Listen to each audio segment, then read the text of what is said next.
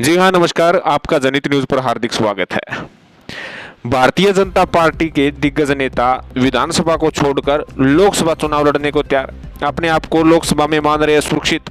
जी हाँ, कांग्रेस पार्टी के नेता लोकसभा की तुलना में विधानसभा चुनाव लड़ने को तैयार। कांग्रेस के नेता विधानसभा में अपने आप को मजबूत मान रहे हैं, सुरक्षित मान रहे हैं। आखिर हरियाणा की राजनीति में ऐसी हलचल क्यों हो चुकी है?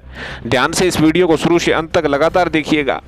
चैनल को जरूर सब्सक्राइब कीजिएगा। कमेंट बॉक्स में आप जरूर डालिएगा कि 2024 में अब की बार किसकी बनेगी सरकार। जी हाँ, आपको बता दें कि हरियाणा की राजनीति में इस वक्त कुछ उथल पुथल सी मची है और भारतीय जनता पार्टी के दिग्गज नेता लोकसभा चुनाव लड़ने के लिए तत्पर है, जिसमें खुद ओपी धनखड़, जो कि 2019 के विधानसभा चुनाव में अपने बादली विधानसभा क्षेत्र से बुरे तरीके से हारे थे, वे अब सोनीपत लोकसभा चुनाव लड़ना चाह रहे हैं। कैप्टन अभिमन्यु जो 2019 में नारनौंद से बुरे तरीके से हारे थे, वे अब हिसार जो है लोकसभा चुनाव लड़ना चाह रहे हैं। और इसके साथ साथ आपको बता दें, सुभाष बराला भी किसी भी तरीके से केंद्र में एंट्री करना चाह रहे हैं। मुख्यमंत्री के खासम खास, जो कि शाहबाद से 2019 में बुरे तरीके से आ रहे थे, कृष्ण बेदी, वो भी सिरसा लोकसभा सीट पर नजर गाड़े बैठे हैं कि हमें भी टिकट मिल जाए। और कुछ एक विधायक भी हैं जो इच्छा जाहिर कर रहे हैं कि वे लोकसभा के लिए टिकट की दावेदारी ठोक रहे हैं कि अब की बार विधानसभा की जगह लोकसभा चुनाव लड़ना ही उचित है, जिसमें मोहनलाल बड़ौली भी शामिल है। और इसके साथ साथ रमेश चंद्र कौशिक की नज़र लोकसभा से ज़्यादा विधानसभा पर टिकी हुई है।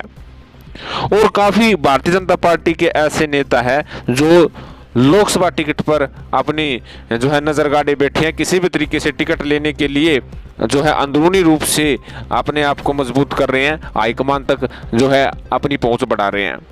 कहीं ना कहीं भारतीय जनता पार्टी के नेताओं को अब इस वक्त लगने लगा है कि हरियाणा में भारतीय जनता पार्टी विधानसभा के लिहाज से बहुत ज़्यादा कमज़ोर है, हार का सामना करना पड़ सकता है। इसी लिहाज से वे अब लोकसभा की तरफ नज़र गाड़े बैठे हुए हैं।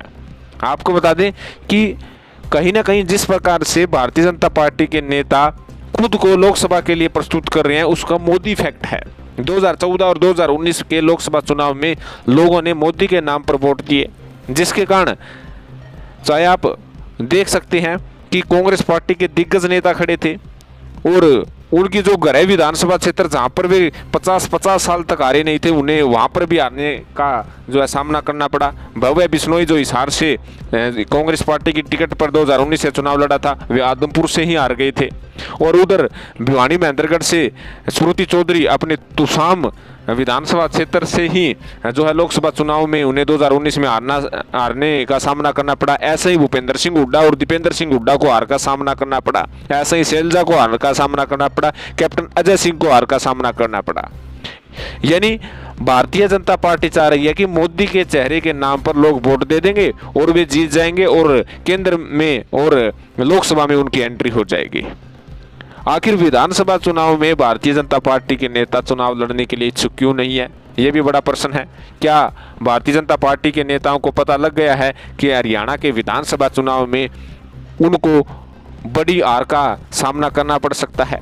कहीं ना कहीं बताया जा रहा है कि खुद बीजेपी हाईकमान व मुख्यमंत्री को भी आभास हो चुका है कि इस वक्त भारतीय जनता पार्टी विधानसभा चुनाव के लिहाज से बहुत ज़्यादा कमज़ोर है। वहीं दूसरी ओर कांग्रेस पार्टी के दिग्गज नेता है, वे चाह रहे हैं कि विधानसभा चुनाव लड़े।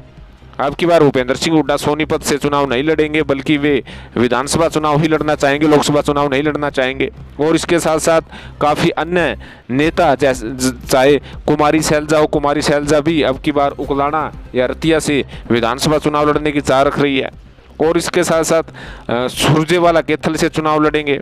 किरण चौधरी तुसाम से चुनाव लड़ना चाहेगी। कैप्टन अजय सिंह यादव अपने पत्ते अभी तक अच्छी प्रकार से नहीं खोले हैं। और इसके साथ साथ अन्य गतिविधियां हैं। तो कांग्रेस पार्टी अपने आप को विधानसभा के लिहाज से सेटेबल मान रही है, लोकसभा के हिसाब से सेटेबल नहीं मान रही है। और वहीं बीजेपी पार्टी विधानसभा के लिहाज से बहुत ज़्यादा अपने आप को कमज़ोर मान रही है। इसी के कारण लोकसभा सीट के लिए बीजेपी में भगदड़ मची है।